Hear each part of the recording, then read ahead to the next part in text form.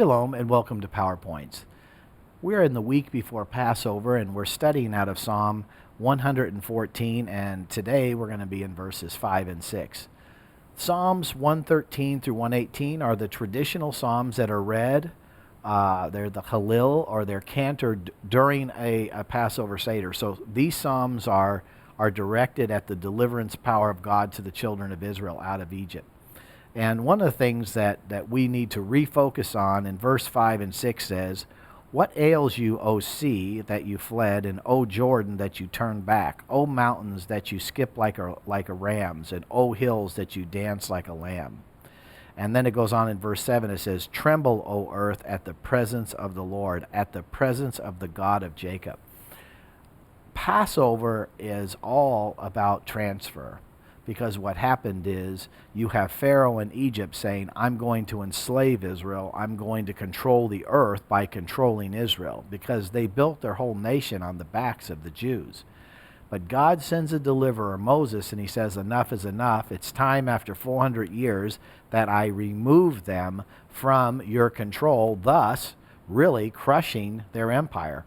You know, one of the things that happened was when Moses left with the Jewish people, they actually left with the gold and the silver. I believe that gold and silver return was probably close to everything they would have earned over the 400 years. I think there was debt cancellation.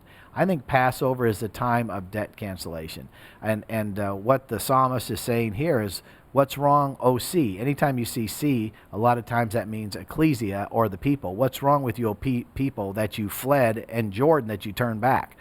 We are in a year where you're going to see the Lord heal a nation in a day, because this is talking about the Jordan, obviously, where they crossed to become a nation, and the Red Sea, where they left bondage. So all these, it's talking about two at one time. I believe in this season of time, you're not only going to be set free from what's been enslaving you, but you're going to come into your promise this year. And that's my prayer for you today, is that who are you, O circumstances, holding back the children of God? Who are you, Red Sea, that you had to part to let your enslaved children go? Who are you, O Jordan, to try to keep your children, O Lord, from their promise? You are as nothing. I speak to the Red Sea in your life to part, that you might go and worship the Lord in spirit and truth. And I speak to your Jordan, that it might part in this year, this 5774, that you might go in and possess the promises of God that he has for you. God bless you, and I hope you join us either online or come and join us at House of David for Passover. You'll never be the same.